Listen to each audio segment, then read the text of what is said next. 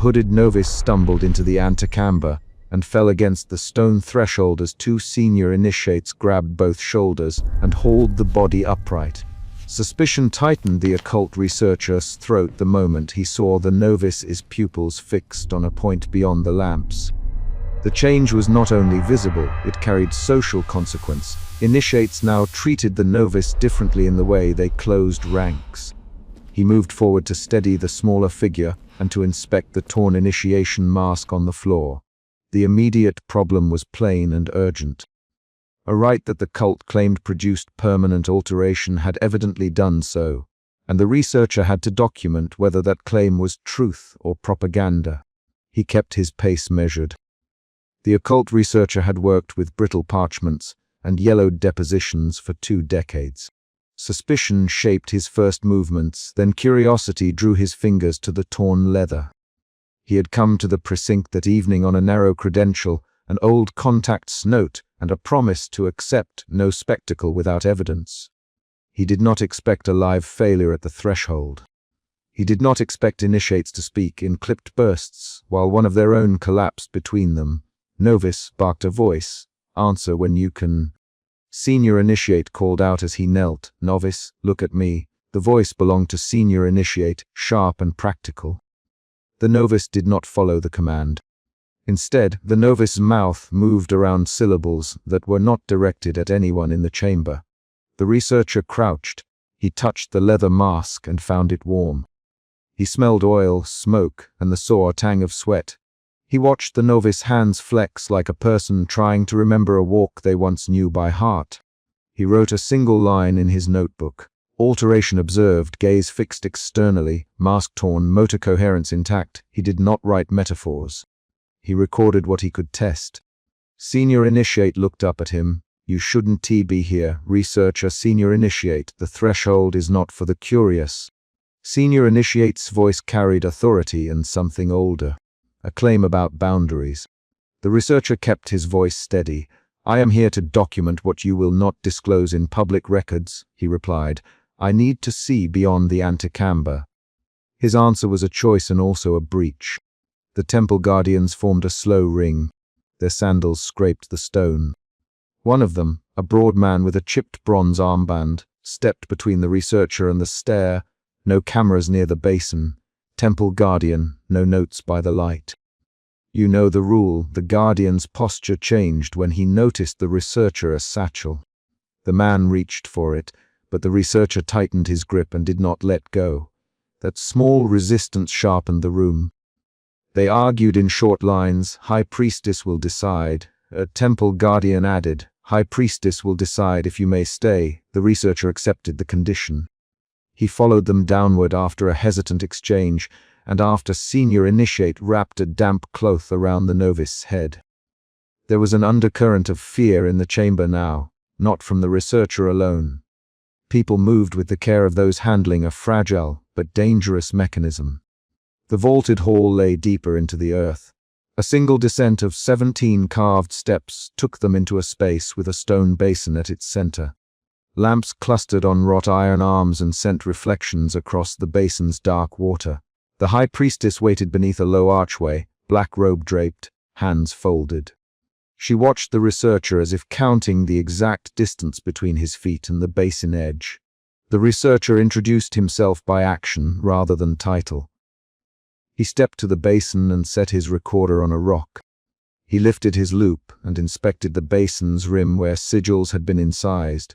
He touched one shallow groove with his fingernail and found a faint residue of oil. He announced these findings aloud. "Residue of lamp oil in the sigils," he said. Impression of deliberate handling. The high priestess inclined her head, but did not speak. She had the patience of someone who held fragile secrets for votes and seasons. She allowed a re-enactment, carefully staged. Senior initiate guided 3 acolytes through a ritual sequence that matched the manuscript the researcher had read weeks before. He marked the beats with small movements. Hands placed on the basin, the novice hood withdrawn, the mask presented, a whispered passage from an archaic hymn. The researcher watched every motion and checked it against the margin notes in his grimoire. He tapped his pen twice when the acolyte's hand slid over a sigil in the wrong sequence. "No," he said quietly.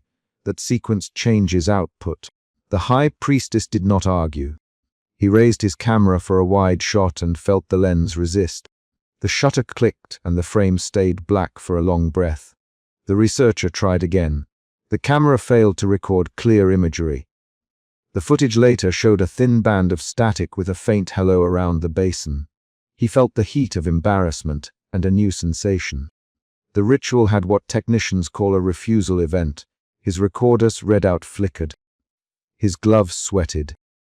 He replaced the camera with pencil notes and relied on human testimony. "When the tools rebelled, you saw it fail." Senior Initiate in a low voice, "Our lenses often fail here." Senior Initiate's tone had acceptance built to it, not triumph. He watched the researcher like a man watching a wound. "You are a researcher, then you will know the cost of curiosity." The researcher nothing for a moment, and then asked, "Did you ever test the basin with mirrors?" Senior Initiate's jaw tightened. "We do not test, we contain. The basin changes what looks at it." The phrase was concrete and specific. It contained a technical claim. The researcher requested access to the reenactment. The high priestess set conditions. No flash, no intrusive instruments, no touch of the basin until invited. The researcher agreed. He had intended to remain an observer, but the choice the high priestess offered narrowed quickly. Witness fully or leave with only second-hand testimony. The researcher weighed risk and professional ethics and accepted the invitation. He set his satchel aside, pinned his loupe to his lapel, and stood where the anointed could see him. The ritual S-sequence began again with precise cadence. The novice knelt at the threshold as the high priestess chanted an old line of address, short, exact syllables and no flourish. She braided a cord and handed the novice a mask intact. The novice's fingers shook while Senior Initiate placed a palm against the novice's left shoulder and a guardian held the right wrist. The researcher recorded every breath, every thumb pressure, the exact pressure of the palm on clavicle and sternum. He noted the novice's pulse under Senior Initiate's fingers, 82, then 94, then a flutter. When the novice pressed the mask to their face, the room's lamps flared and dimmed in a single coordinated blink. The air did not move, but the light changed. Colors shifted in a precise sequence that the researcher later described in measurements. Red diminished 20%, blue rose 15%, and the brightest lamp near the arch steepened in contrast. He wrote the data down, dryly. He did not speculate about why the lamps responded. The novice rose. The high priestess intoned 3 syllables. The novice stepped through the threshold archway and vanished into a white interior light that sprang from within the arch, and not from any lamp. The researcher felt a pressure behind his eyes, like the pressure one feels before a sneeze. He blinked, then steadied himself. Evidence of the rite's active mechanism presented itself as a physical effect, a localized, intense luminance confined to the arch. Then the world rearranged in precise, testable ways. The novice's gait changed from unsteady to purposeful. The novice opened their eyes and looked beyond the room. Senior Initiate's breath left him in a small ragged sound. "Novice report," Senior Initiate demanded. The novice named a location 3 streets away, and an exact time the researcher recognized from an unrelated ledger. The researcher checked his notes in a shaking hand and found the named time matched a historic eclipse recorded in municipal registers. The claim the novice made was not poetic. It was a concrete spatial, temporal identification that the researcher could cross-reference. A guardian, containment, the word created a small storm. 5 initiates stepped forward in unison, forming a protective formation. The researcher tried to take a photograph of the novice's eyes and felt the shutter jam again. He had to rely on his sight and on the Senior Initiate's testimony. "Your face," the high priestess to the novice described the threshold. The novice recounted the basin's geometry and recited the exact phrase used in the reenactment, then added a line that startled the researcher. The novice named the phrase in a dialect the researcher had found in a footnote of a dead scholar's notes, an archaic locution the researcher had assumed obsolete. The first emotion shift came then. Suspicion softened into acute curiosity. The researcher moved closer and asked a question aloud to the group. How many of you have seen the threshold cause a permanent change? He expected evasions. Senior Initiate answered quickly, 3 within living memory. Senior Initiate, 2 from the same cohort. One we call the Watcher now, another Guardian, a woman with a thin nose and fast eyes, added. 1 left, and we closed the records. The answers were specific and raised a new problem. Deliberate record alteration. The researcher demanded to see the registers. The High Priestess hesitated, then led him to a peripheral chamber where manuscripts lay in a locked chest. She unlocked it and slid a single ledger across the table. The pages had been scraped and overwritten in places. The researcher ran his greased fingertip over a rubbed margin and found faint impressions of names under the palimpsest. He pressed a small lamp and read a faint notation. Watcher status removed. He felt a new impulse, anger directed at the erasure. He realized containment included archival alteration. That discovery prompted an argument. You altered records. The researcher, High Priestess. You removed notation of an event. High Priestess face tightened. We protect initiates from exposure, High Priestess replied. Removing the record is protection. The researcher shook his head. Removing public knowledge is concealment. You are choosing who remembers. A Guardian slammed a palm onto the table. It is necessary, Temple Guardian. The city would burn us for the tools we possess. The exchange pushed tension to a new level and led to rapid back and forths between Senior Initiate, High Priestess, and Temple Guardian. The researcher watched names and motives clash. When conversation stalled, the High Priestess proposed a final test. Witness the passing through under controlled conditions and then decide. The researcher hesitated and then positioned himself where he could watch closely. The second emotion shift arrived in his chest. Curiosity became guarded alarm. He felt the tightness in his fingers and the quickening under his breastbone. He forced himself to rely on checklist habits, note the steps, record the actors, watch for physical cues, and to let silence carry the rest. They prepared the novice. Senior Initiate bound the cord at the wrist with practiced fingers. The researcher counted the beats allowed to keep time and to ensure measurement. 1, he said. 2, he said. It kept him anchored. The novice was blindfolded now. The mask was replaced. The High Priestess placed a hand on the novice's nape and intoned the same archaic phrase. The lamps responded with the same measured flare. The novice stepped through the arch again. This was the chapter's climax. The light inside the arch widened, and a pressure forced the researcher to make a choice with his body. Step back or step forward. He took 1 step back and felt his boots scrape the stone. He watched the novice's silhouette elongate in the arch. The novice's voice called out and spoke an instruction to a street vendor 3 lanes away, naming a woman and the color of her cloak. The researcher checked his notes, and then the chamber's calendar carved on the north wall. He cross-referenced the names with municipal records and found the woman's name matched a census entry. This was not a trick of language, it was concrete identification. The researcher felt his stomach tighten and his throat work. He reached instinctively for the satchel and found his pen. He tried to photograph the novice's face again, and this time the camera stuttered but produced a blurred image with a clear halo. The blur contained a detail. The novice's left thumb had a small crescent scar. The researcher recognized that crescent from a page in his grimoire where a marginalia had highlighted it as a recurring sign. He wrote, "Thumb scar matches annotated symbol, correlation noted." Several initiates spoke at once then. Containment, Temple Guardian, we take them to the peripheral cell.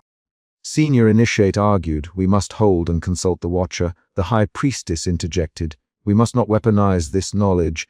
The rapid exchange turned into a short, heated argument with 3 to 5 quick retorts traded among Temple Guardian, Senior Initiate, and High Priestess. Each line revealed competing priorities: secrecy, protection, and control. A mid-chapter mini cliffhanger occurred when one Guardian produced a sealed letter from a belt pouch and thrust it toward the High Priestess. This came an hour ago. Guardian, it claims a former initiate appears near the market. They say the Watcher is alive. The sentence halted the room. The researcher sat down heavily against the basin rim, and read the folded wax. The wax bore a thumbprint of old ink. The sudden arrival of outside information changed everything. The watcher might be moving in the city, which meant the ritual effects no longer confined themselves to the precinct. They argued containment strategy with the researcher present and active, the researcher for names and timelines, and pushed for precise actions. He, High Priestess, who authorized the cleanup of the ledger. High Priestess kept her hands folded and answered, "Council vote 3 years past. We legally sealed the records. Senior Initiate cut in with facts. The watcher left 8 years ago. We recorded the departure and then redacted the outcome." Temple Guardian slammed his fist on the ledger to emphasize the point. The researcher noted the conflicting dates.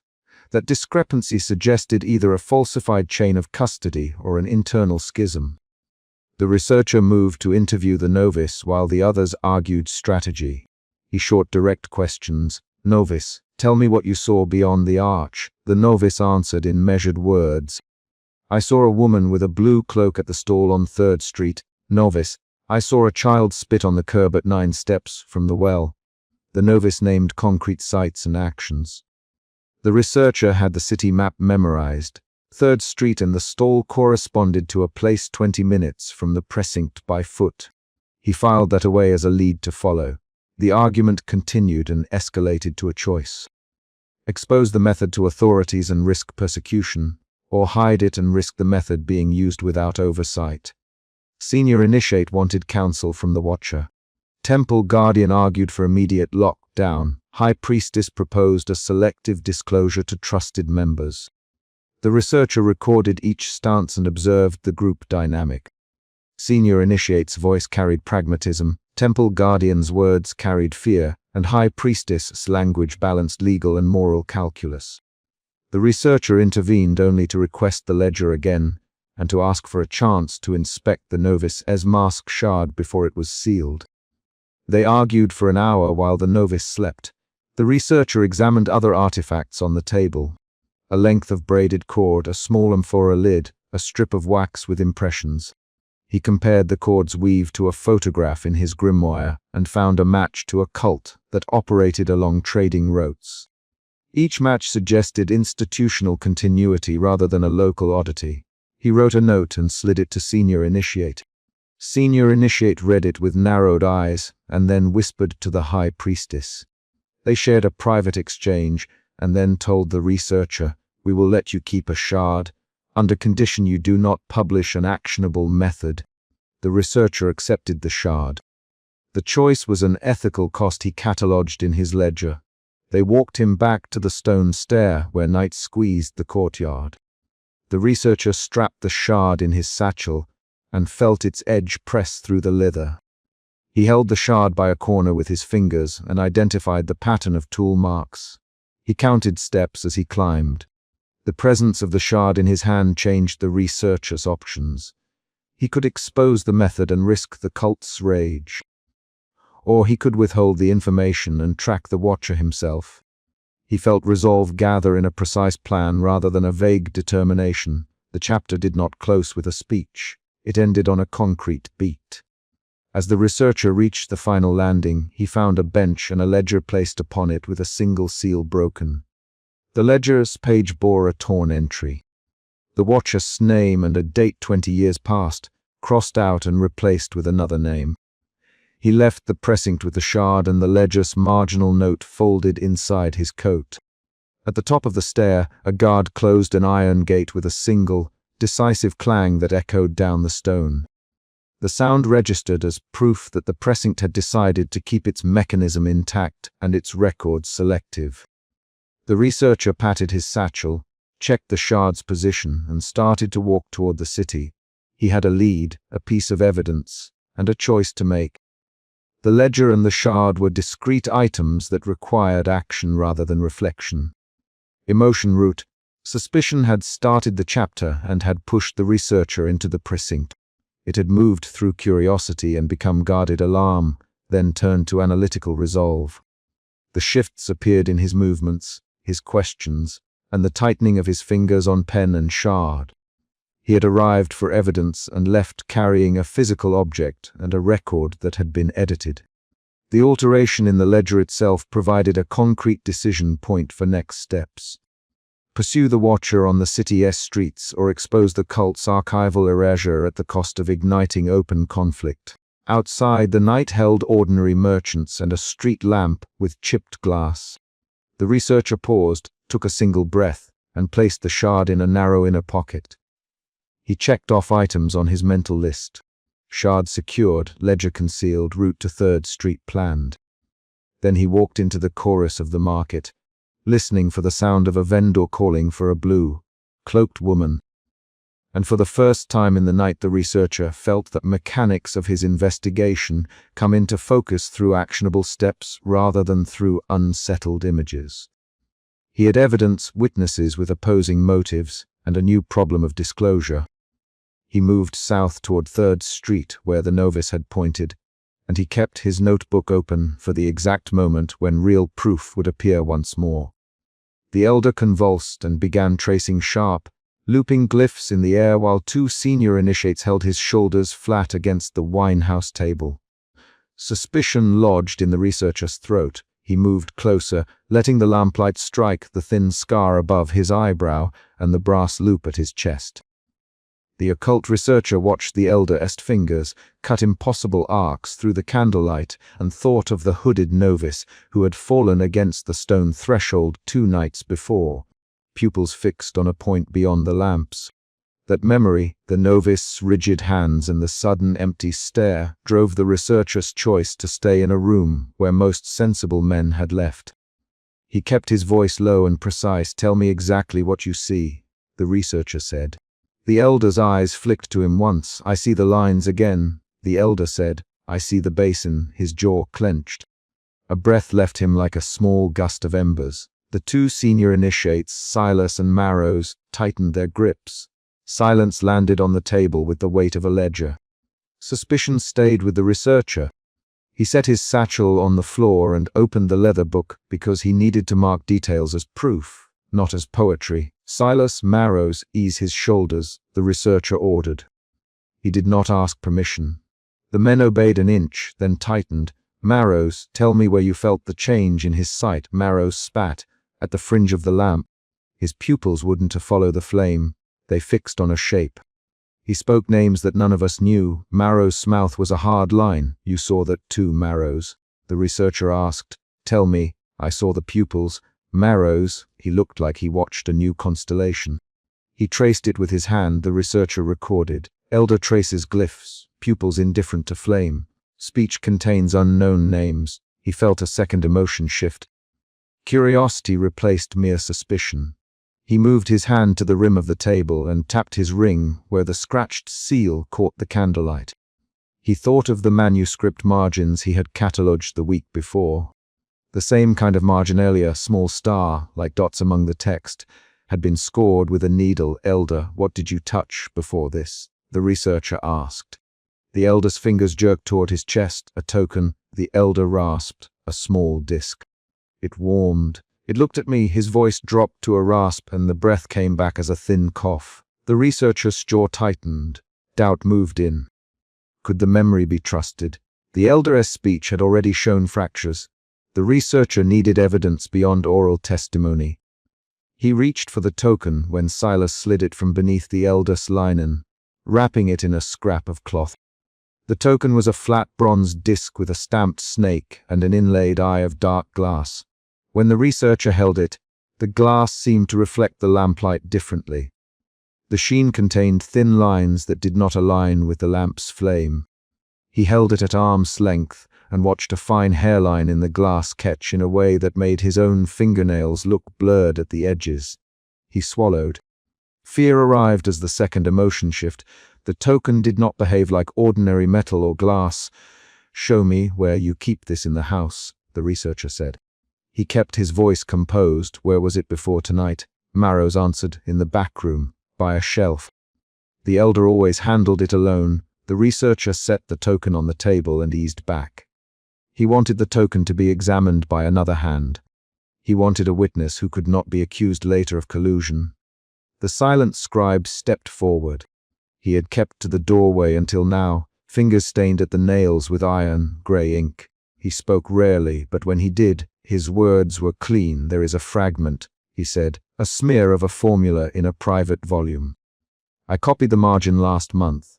If you read it beside the token, you will see a match." He produced a scrap of vellum folded into his palm. The researcher felt a new shift in allegiance, curiosity to alliance. He uncapped his pen and lit a candle closer to the scribe's hands. The scribe unfolded the vellum and pushed it across the table.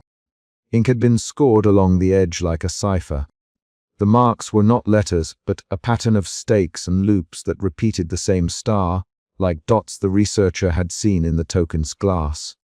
The researcher traced a line with his finger. "This is not a simple mnemonic," he said. "This is an operative mark. It shows where the eye is to be placed in the rite." The scribe nodded once, then looked to the elder. "We omitted it from the ledger because the High Hierophant ordered it sealed," the scribe said. A new event cut into the room. A thin shadow crossed the doorway. Someone had waited until the group turned to the vellum. An acolyte emerged from the corridor and took a single step forward, palms open. "You should not handle that," the acolyte said. "You should not turn a private thing into evidence." He named no one, but his eyes rested on the researcher. The researcher felt the mood stiffen. He had crossed from observer to actor. He closed his book with deliberate care. "Acolyte, speak plainly," the researcher said. "Who ordered the seal?" The acolyte's shoulders drew up. "The High Hierophant," he said. "You have our orders. Knowledge is a guard, not a spectacle." "You who pry risk the ward," the researcher said. "The ward is not proof, it is claim. I want documents, not claims." The acolyte's gaze narrowed. They moved as a small group then, pulling the vellum into a pocket and tucking the token into a satchel. The researcher and the silent scribe agreed to a cautious plan. Leave the winehouse under the pretense of dispersal, then return at night to consult the sealed records in the archive. The researcher felt resolve aggregate behind his ribs. The emotion root of suspicion had pushed him into action and now into cooperation. He dressed his robe over the linen shirt, checked the loop on its chain, and left with two men who spoke little. The archive smelled of dust and beeswax. They descended a narrow stair that led to rows of sealed chests and ledger stacks. The silent scribe carried a lantern and read aloud catalogue numbers while the researcher matched them in his book, Box 15. The scribe said, "Ledger 29. There should be a sealed folio." The researcher watched the scribe's hands, steady, efficient, and felt trust harden into dependence. They found the folio wrapped in oilcloth. The seal was stamped in beeswax, impressed with an ambiguous sigil.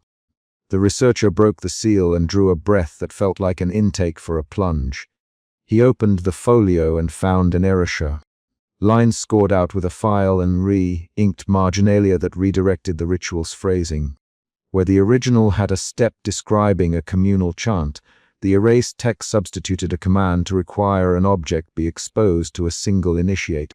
The researcher read aloud the surviving clause. "The eye shall bind perception to the common measure." The silent scribe's jaw went tight. "They removed the communal line," he said. "They narrowed the rite to a single vessel and a single witness." The researcher felt doubt reassert. Why would they narrow a communal rite unless the effect required control? A sound answered them from the stairwell, footsteps coming down, fast. The lantern light trembled. An acolyte stepped into view and held up a sealed missive. "You have no right to this," he said. He handed the missive to the researcher without ceremony. The envelope bore the High Hierophant's mark. The researcher slid a thumb beneath the flap and read 2 lines aloud. "Maintain the protection. Those who break the protection will be expelled and punished." The researcher folded the paper, then met the acolyte's eyes. "Do you believe it protects us?" the researcher asked. The acolyte's answer was blunt. "I was taught the rite stops a sundering. I was taught to fear what comes when the rite fails." His fingers tightened on the railing. The researcher felt fear thread through him again.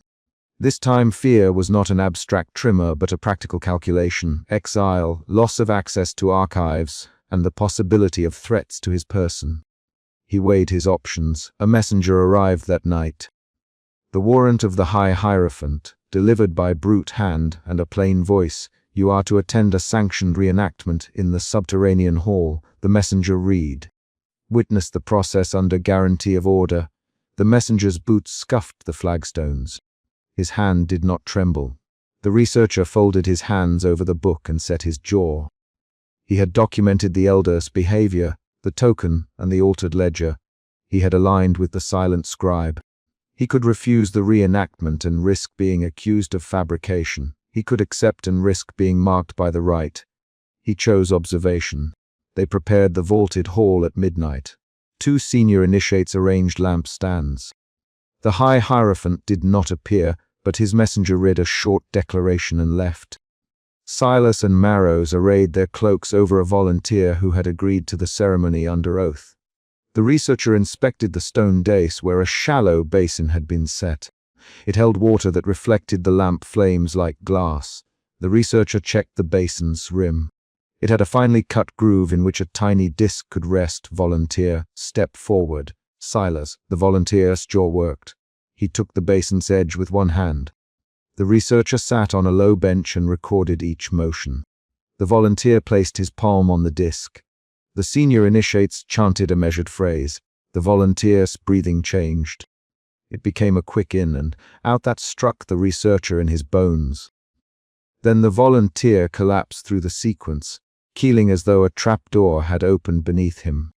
He convulsed briefly, then lay still with his hands splayed on the stone. His pupils caught the lamplight and held a pattern that did not belong to the room. Tiny pinpricks arranged like a distant starfield. 2 initiates staggered back. "Look at his eyes!" Marrows shouted. The researcher leaped forward and cupped the volunteer's face. His thumb brushed the volunteer's lower lid and the skin was damp and cold. He smelled the volunteer's breath, an iron tang and a faint scent of laurel. He heard a whisper from somewhere behind him, a consonant cluster that matched the ink strokes on the vellum. The researcher did not say the words aloud. He wrote them. Someone behind him gasped and put a hand to their mouth. The stones hummed. Silas, the lamps bent. The researcher recorded the testimony, but left out any metaphoric phrase. He wrote the practical, literal facts. The volunteer's pupils displayed a star pattern. The basin water reflected a doubled light. 3 attendees reported a ringing in their ears. He felt fear escalate into alarm. The effect had produced a durable, visible change in the volunteer's gaze and had produced sensory evidence in multiple witnesses. The High Hierophant's messenger stepped forward then, raising a hand to cut through the murmur. "The rite protects us. It binds perception so that we may order the unseeable," he said. "You may view it and testify, but not interpret it beyond your charge." The researcher met the messenger's eyes. "Who interprets?" he asked. The messenger shrugged. "The Hierophant and his council." The messenger said, "You will file your testimony and leave." The researcher looked at the volunteer, whose fingers twitched and then lay slack. "He will not be the same, Marrows." A rapid exchange followed between the silent scribe and the messenger. "You deleted the communal chant," the scribe said. "You narrowed the rite." The Hierophant decided the weight of sight required order. The messenger answered, "We decide preservation." The scribe jabbed a finger. "Preservation through secrecy breeds deception." The messenger stepped close, lips tight. "You would have us expose the people to risk for your curiosity." The researcher watched the argument tighten like a rope. He interjected, "Name and sign your testimony now," he said. "I will record who says what." They argued aloud in 3 quick rounds, each line short and direct.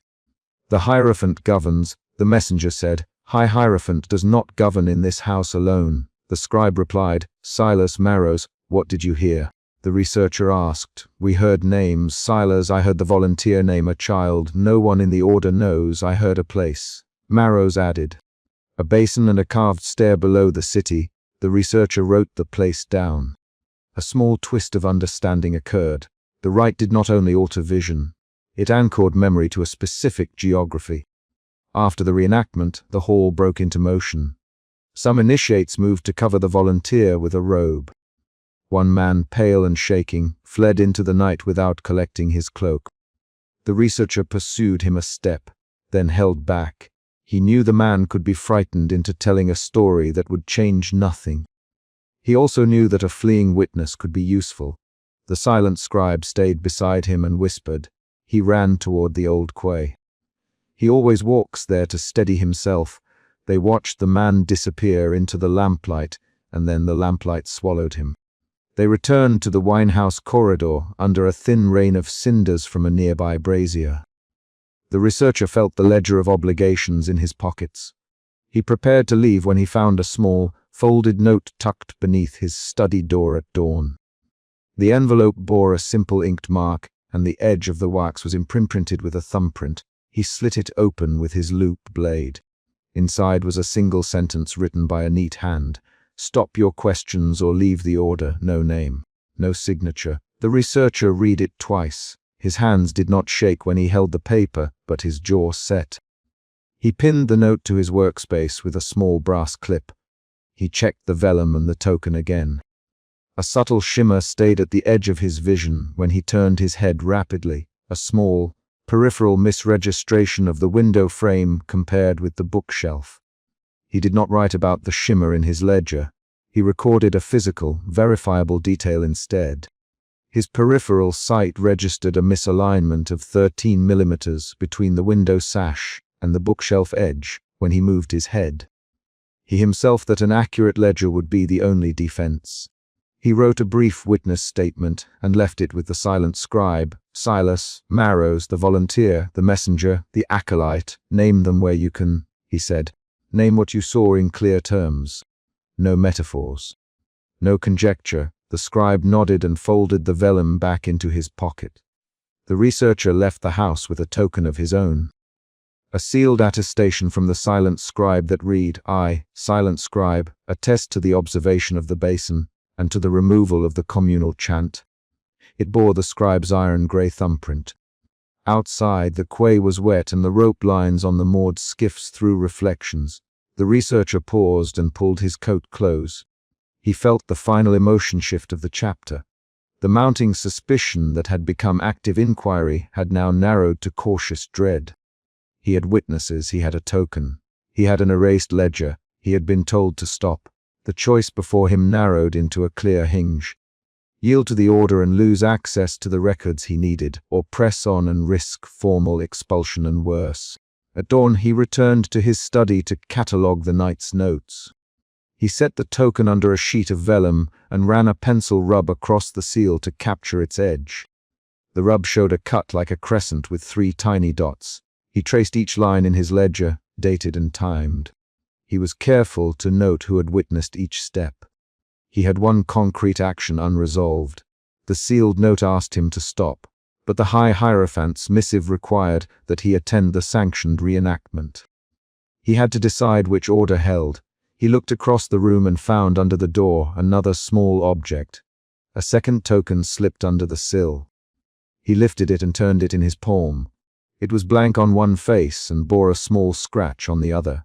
He felt his pulse against the skin of his wrist. He heard a knock at the study door, one firm, deliberate rap. He put the envelope and the token into his satchel, closed the ledger, and moved to the door with measured steps. He knew that opening it would be a decision recorded by the ledger as surely as any margin note. He set his hand on the latch and turned it downward. He opened the door and saw only darkness in the corridor. No one stood there. The threshold held a smear of damp and a single footprint that did not match any of the initiates he had seen.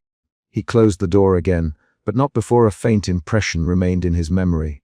A name in half, heard speech, a place, the quay below the city.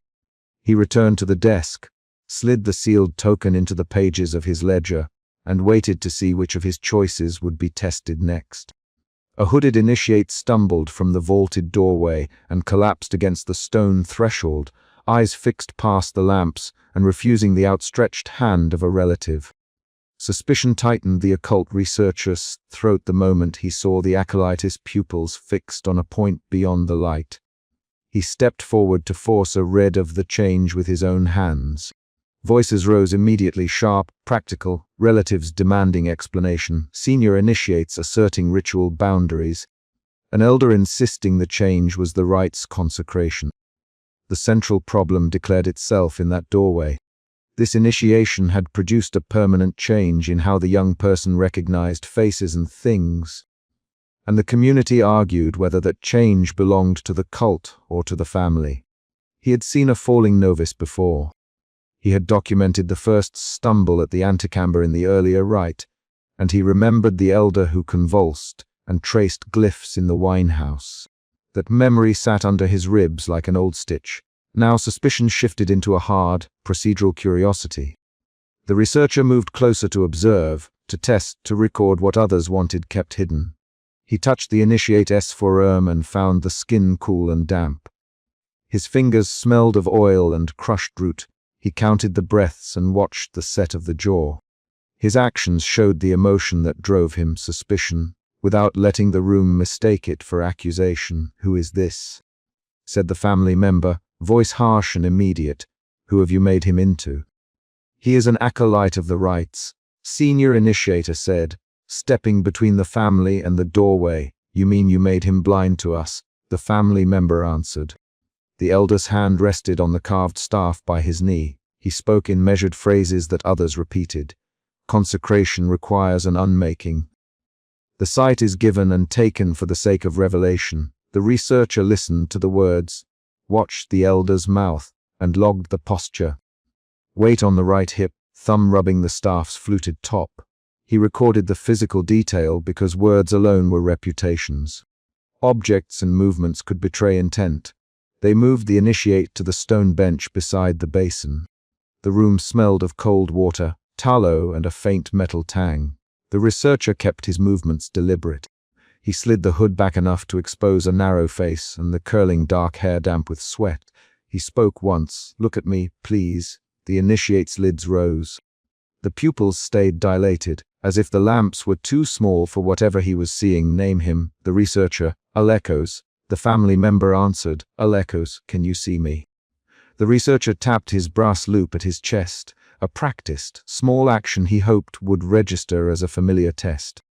The initiate's gaze did not track the loop. He did not blink on command. Instead he pointed, rigid, at a carved spiral below the elder's collar and spoke a name that made the elder's hand clench. "Not Callias." "He hides the eye." The elder's pupils narrowed. Doubt nudged at the researcher then. Doubt that the effect was purely spiritual. Doubt that the described visible sigil could be shared. Doubt that testimony alone proved permanence. He set this doubt to work as method. Every emotion became a measurement. He instructed Senior Initiate B to hold Aliko's shoulder while he examined the etched sigils at the base of the Initiate's skull and the thin, shallow incisions around the brow. The skin showed careful scraping, not random injury. A scribe slipped from a narrow alcove and handed the researcher a folded folio. The movement was small, furtive. The scribe's hands trembled. He did not meet the elder's eye. The researcher's suspicion sharpened to anger in a single, quick rise. Who else knew? Who else had pocketed this secret? He unfolded the folio beneath the candlelight. Drawings, annotations, lists of substances, a sketch of a brass apparatus shaped like a shallow basin with a mirrored plate inside, and procedural steps arranged like a mechanical recipe. Some entries were coded, others were plain. The folio named a compound of powdered serpentine, crushed myrrh, and a pressed vine sap that would be heated until it blackened. "Where did you get this?" the elder demanded. The scribe's voice cracked. "Under your robe, master. It was loose near the waist. I took it when you passed beneath the stair." He tried to pull his hands away. Senior Initiator seized him by the wrist. "Scribe, the elder, you betray us." He lunged, fingers closing on the folio. The researcher stepped between them and spread the folio back on the bench. He read the procedural marginalia aloud, a slow cadence that forced others to hear specifics. "Heat the mixture until the resin blooms black. Place the plate under the basin. Douse the eyes with 2 drops at the southern quarter. Expose for 7 breaths after the first bell." The room's temperature seemed to go up by the weight of the words. Senior Initiate B reached for the folio and the researcher did not move it from under his palm. Anger became something else, fear. It started in a narrow pinprick at the root of his throat when Alikos pointed at him and said, "You carry the seal." The researcher glanced down at his ring. The narrow ritual ring with a scratched seal was dull bronze, the line worn by years of handling. He had never shown the ring to these people. Someone in the room had described it to the initiate. The researcher's hands tightened on the folio. The sound of his knuckles on parchment seemed loud. He tried a controlled test. He had used this method before. A small, familiar stimulus meant to prompt a reflexive identification. He pricked Aliko's palm with the tip of a carved bone stylus and showed him a coin from his pocket, an ordinary copper drachma bearing a merchant's stamp. "What is this?" he asked. Alekos did not name the merchant. Instead, the trader's eye burns faint, like the seventh mark. He lifted his hand and traced a line in the air that no one else could see. Senior initiator spat and cursed. The family member slapped his own face and asked the initiate, "Do you remember your mother?" The initiate's head turned slightly, and he said a single concrete memory. "She left the gate open the morning she took the goats." That memory was specific, not a vague evocation. The researcher recorded it in the margin of his notes. An external event. The elder pushed through the small crowd to the basin and struck the rim with the staff. "Enough," he said. "Leave the boy be. The rite consecrates a perception suited to our ends. You will not steal a sacrament back into the marketplace." His voice carried the authority of someone used to being obeyed. The senior initiates flanked him, and the family member stepped back, breath shaking. The researcher had to decide what his role would be. He wanted evidence, not sermon. He wanted the folio intact, not burned. He wanted to know if the change was engineered. He folded the folio and hid it under his coat, feeling the shape there like a cold promise. The elder's eyes tracked the movement, and he smiled without humor. A musty corridor outside the sanctum produced a new actor. The scribe bumped into a senior initiate and spilled a small vial. The vial had a blackened residue inside. Senior initiator cursed and stomped the vial underfoot, but the researcher had seen the label beneath the stopper. Serpentine sap, concentration unmarked. The scribe took a step back and said in a low voice, "There are apparatus lists in the folio, master. Stone weights, polished plate, a bell from the southern tower. They make the sight into a tool. Who taught them this procedure?" The researcher, the scribe, "You taught us once, when you read the ledger in the East House." Senior initiate B snapped, eyes narrowing. The researcher remembered a ledger, a late night reading in a merchant's house 3 months prior. He had examined stains on a page then, not knowing they were recipes.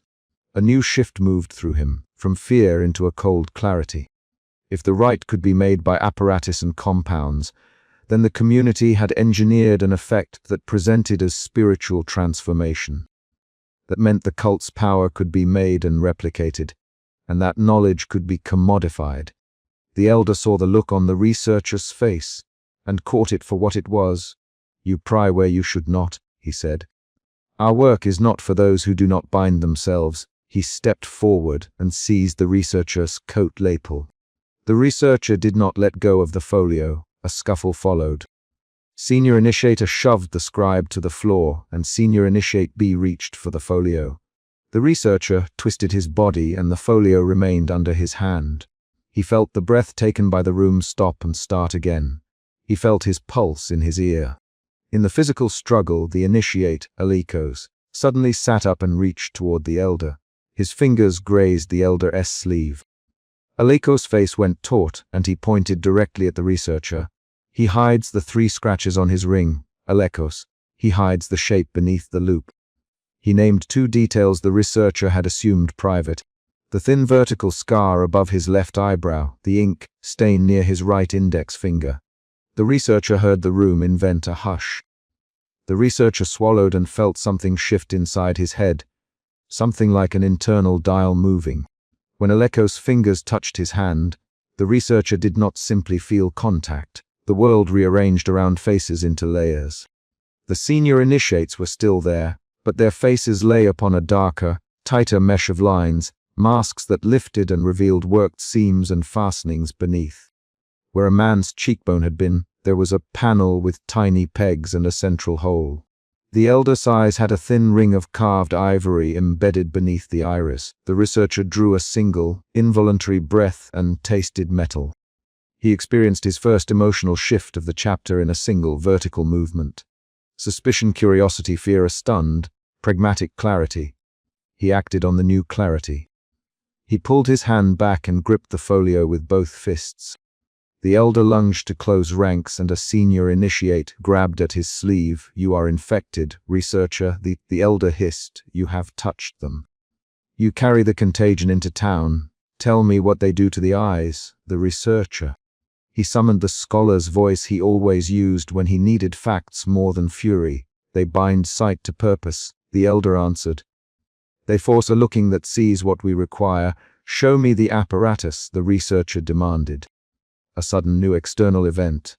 The scribe, half smothered on the floor, cried out and produced from beneath his robe another folded sheet. He pushed it toward the researcher. "The bell," he said. "The bell from the southern tower rings. It times the exposure. 7 tolls and the plate cools. The plate keeps the reflected constellation steady. When the initiate looks, a pattern imprints on the optic surface." He coughed. "It is not godwork, master. It is a machine and a soak." The words landed like stones. Senior Initiate B snatched at the sheet, tore it, and read aloud a procedure line that named quantities and times. The researcher listened and then asked the scribe to repeat a list. Serpentine powder, myrrh vine sap, mirrored plate, bell from the southern tower, 2 drops at the southern quarter, 7 breaths after the first bell. He wrote each item into his notebook as the scribe spoke. The physical act of writing steadied him. Writing was a refusal to be disoriented. The conflict rose into a focused, dangerous scene. The elder ordered Senior Initiator to take Alekos and the family member from the room. The family member reached for Aleko's shoulder and was pushed away by Senior Initiator. "Do not touch him," Senior Initiator barked. "You've already seen too much." Alekos turned his head and said, without prompting, "There is a line behind the elder's teeth. He keeps the key hidden in his mouth." The elder flinched and spat out a laugh that was too loud. Senior Initiate B cursed and grabbed Alekos' wrist. The researcher flinched because the room's objects kept supplying precise, actionable details. Furtive keys, hidden bell ropes, a plate kept in the southern tower. Each revelation made the mechanism more real and less mystical. The researcher saw then the crucial, terrible possibility. The rite might not only alter one mind. It might be transmissible by touch or proximity. If so, the community could create new eyes and pass them along like infection. He moved to protect his notes, to protect the folio, and to get confirmation. "Let me test the contagion," he said. People looked at him like he had asked to break a cup. The elder pronounced that testing would be sacrilege. The family member pleaded for mercy. The researcher did not ask aloud for permission. He had no more time for politeness. He placed his palm against Alekos' hand. He had covered perhaps 5 or 6 inches of skin before the same internal dial twisted and the room rearranged again. This time the change lodged deeper. He saw the senior initiates' faces as crafted masks with seams and screws. He saw under the elder's robes the small apparatus of a collar.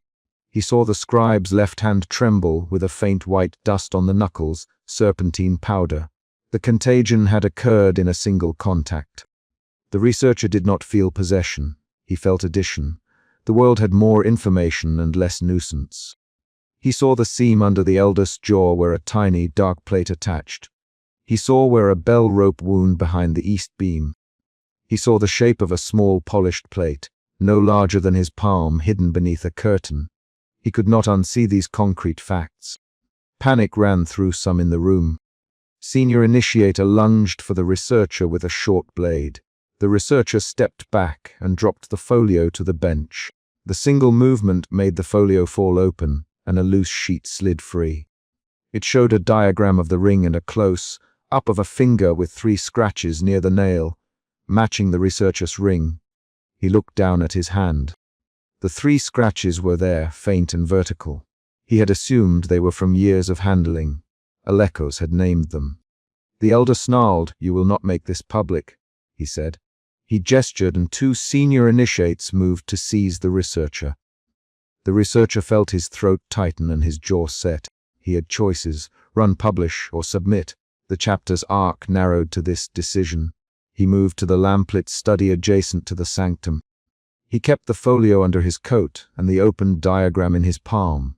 The senior initiates closed the sanctum behind him like a pair of shutters. He set down the folio on the table and retrieved from his satchel the leather-bound grimoire that hung at his hip. He opened the grimoire to a blank page and began to transcribe the apparatus lists and the procedural steps in a neat, cold hand. He paced once, twice, and wrote until his fingers cramped. The act of copying was a strategy, evidence hidden in plain sight. Outside, a faint bell sounded from the southern tower, one toll only. The sound landed in the researcher's chest like a cue. He realized that the bell's timing might govern more than one rite. He ran his finger across the page and counted entries. 7 breaths after the first bell. The bell could schedule exposure across nights and houses. If the apparatus could be moved, then any strong household could host an initiation and create new eyes. Senior Initiate B entered the study, carrying a small wooden box. He set it on the table without looking at the researcher. "You write everything down, as always," he said. "That pen of yours will be a burden tonight." His tone was flat, not threatening. The researcher kept writing. "Scribe gave this to you?" Senior Initiate B asked. "He put it in my hand," the researcher. Senior Initiate B's jaw worked. "He will be broken for that. The elder will see betrayal in his hands." He paused. "Why do you keep the ring close?" The researcher closed his fingers around his ring and felt sweat under the band. "A short truth. It belonged to a merchant I once studied. I keep it to remember an old ledger." The voice was small. Senior Initiate B considered the statement and then stepped back into the corridor without a word. The next reveal came from an unlikely quarter. The family member, finally controlled by curiosity more than grief, slipped into the study and looked directly at the researcher. "If you publish this, who will believe you?" she asked. Her voice had a brittle practicality that cut through sentiment. "If the Ardent Guild hears, they will come to us and take every child. If you hide it, they will make more of them in secret. What do you want?" The researcher looked at the open diagram and then at the folio folded under his coat. He thought of the novice who had stumbled into the antechamber earlier, of the elder who had convulsed tracing glyphs, and of the scribe who had put his life at risk to pass a sheet. The emotional shift here was not a single movement, but a braided negotiation, from suspicion into responsibility, from fear into a measured will. He answered with an action rather than a speech. He sealed the folio inside a small leather packet, held it above a candle to check the thread, and then tucked it into his satchel beside the grimoire. "I will document it," he said. "I will not publish it recklessly. I will verify the apparatus in the South Tower and find the bell's keeper. Then I will decide who must know." He folded the last page of his notes and clipped it under a brass loop. An outside knock came then, a single, deliberate rap at the outer study door. The researcher startled. The knock meant many things. An ally, an arrest, a rival seeking the folio. He set the pen down and listened. The knock came again, 3 short beats and 1 long. The rhythm matched nothing he knew of the bell but fit the measured world of secret messengers. He walked to the door and peered through the slit. A figure stood in the corridor, hooded, with a small satchel at his hip. He lifted his chin in the researcher's direction and spoke one name. Galen. It was the name of a man who ran a ferry across the river and who had once delivered notes without questions. The researcher did not open the door yet. He counted the breaths and checked the scratches on his ring. He made a choice that contained both caution and action. He sank the folio into a hidden compartment in his satchel and slung the satchel across his shoulder. He picked up his coat and the loop and stepped toward the outer door, leaving the opened grimoire and the small wooden box on the table. He paused, looking back at the study's single candle and the diagram left open. He folded the page of the grimoire shut and took the pen with him. As he pulled the outer latch, Senior Initiate B grabbed his sleeve. "The elder will not let this go easily," he said. "Then I will not let him keep it easily either," the researcher answered. He opened the door. Galen's face showed the weather of the river and the salt that clung to a working man's hair. Galen handed over a slender parcel wrapped in oilcloth. "Message for you," he said, "from the southern tower. A bellkeeper asked me to deliver at dawn if I met the name Esoteric." For discretion, Galen's voice was simple and unafraid. The researcher accepted the parcel with 2 steady hands. He smelled the oilcloth and found within a single, folded scrap a receipt for a brass plate, a list of repairs to the tower rope, and an address in the southern quarter. The concrete lead tightened a noose of options. Verification could be done, the apparatus could be found, the bell could be timed. The researcher closed his fist around the scrap and felt the old stamp of his ring rub against the paper. He left the sanctum before dawn with the satchel heavy against his side. His perception had changed, and the change was contagious. He had the folio, the diagram, a witness in the scribe, and an address in the southern quarter. He also had the knowledge that touching an initiate's hand transmitted the sight. He knew the elder would try to close ranks and burn the evidence. He knew the senior initiate's hands were quick and practiced. He walked out into the lane with a plan that mixed patience and speed. He would cross the river at midnight, find the bell keeper, and inspect the apparatus. He would question the scribe in private and examine the vile residue that had spilled. He would not publish until he had both the image of the apparatus and the name of the maker. He would not allow the folio to sit unguarded. He folded his plan in his mind like a map and set his feet along the cobblestones. The final event of the chapter closed on a concrete, quiet decision. He sealed the folio inside his satchel again, tightened the strap, and counted the 3 scratches on his ring as if confirming a password. He stepped into the night and heard the distant, single toll of the southern bell. The sound matched the scrap Galen had given him. He set his jaw and walked toward the river, carrying both the knowledge and the responsibility for what it would do to others. The chapter ended with the door behind him closing and the faint smell of myrrh on his coat. The last line of his entry that night read, in neat script, "Investigate southern tower at first bell. Interview scribe under protection. Preserve folio. Do not publish without mechanical verification." He placed the grimoire back into his satchel, took a final look at the scratches on his ring, and left the study into the night.